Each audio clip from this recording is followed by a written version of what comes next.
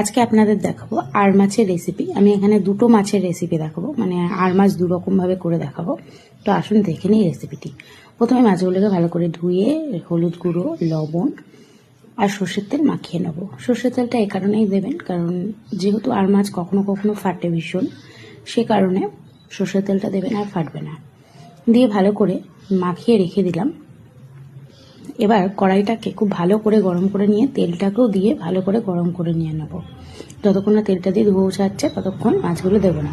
এই যে দেখুন, মাছগুলো দিয়ে দিলাম, দিয়ে এপিট ওপিট লাল লাল করে ভাজবো। ততক্ষণে মাছ ভাজা বসিয়ে দিয়ে একটি মশলা তৈরি করব। রয়েছে আদা, জিরে, আর রয়েছে টমেটো, আর 4 থেকে 5টা শুকনো লঙ্কা দিয়ে জল দিয়ে পেস্ট তৈরি করে নিলাম। এবার মাছগুলো ভেজে তুলে নিয়েছি। ওই তেলের মধ্যে সাদা জিরে আর তেজপাতা ফোড়ন দিয়ে দিয়েছি। ফোড়নটা কিছুক্ষণ ভেজে নিয়ে টুকরো টুকরো করে কেটে রাখা আলু দিয়ে দিলাম।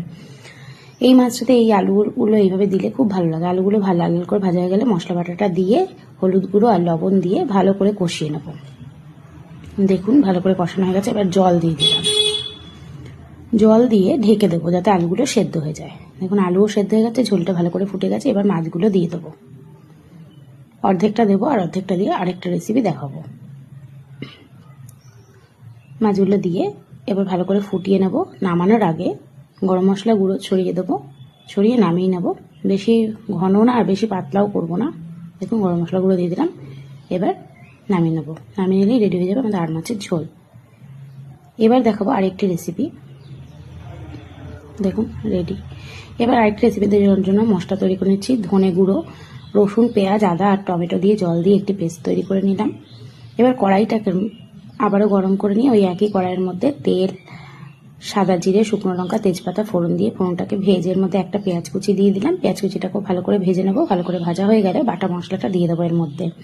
বাটা মশলাটা দেওয়ার পরে কিছুক্ষণ কষিয়ে নেবো যতক্ষণ না কাঁচা গন্ধটা চলে যাচ্ছে। কষিয়ে নেওয়ার পরে এবার অ্যাড করব লবণ, হলুদ গুঁড়ো। যেহেতু এখানে এখনো লঙ্কা দিইনি তাই শুকনো লঙ্কার গুঁড়ো দিয়ে দেবো।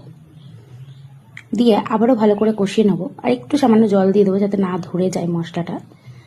দিয়ে কষিয়ে নেবো। এবার দেখুন তেল ছেড়ে আসলে দিয়ে দিলাম কাশ্মীরি লঙ্কার গুঁড়ো কালারের জন্য, আর সামান্য 2-4 দানা চিনি দিয়ে দিলাম টেস্টের জন্য। দিয়ে ভালো করে আবারও কষিয়ে নেবো। এরপরে এর মধ্যে যে অর্ধেক ভাজা মাছগুলো আছে সেটা দিয়ে দেবো। দিয়ে ভালো করে মশলার সাথে মাছটাকে কিছুক্ষণ কষাবো। ভালো করে কষাবেন, হালকা হাতে কষাবেন যাতে মাছটা ভেঙে না যায়। ভালো করে কষিয়ে নিয়ে এবার এর মধ্যে দিয়ে দেবো গরম জল। অবশ্যই গরম জল দেবেন, আর বেশি জল দেওয়ার প্রয়োজন নেই যেহেতু একটু গামাখা হবে এটা। দেখুন ভালো করে কষানো হয়ে গেছে। এবার গরম জল দিয়ে দিলাম। এবার ফুটিয়ে নামানোর আগে গরম মশলার গুঁড়ো আর ধনেপাতা কুচি ছড়িয়ে নামিয়ে নিলেই কিন্তু রেডি হয়ে যাবে আমাদের আর মাছ কষা।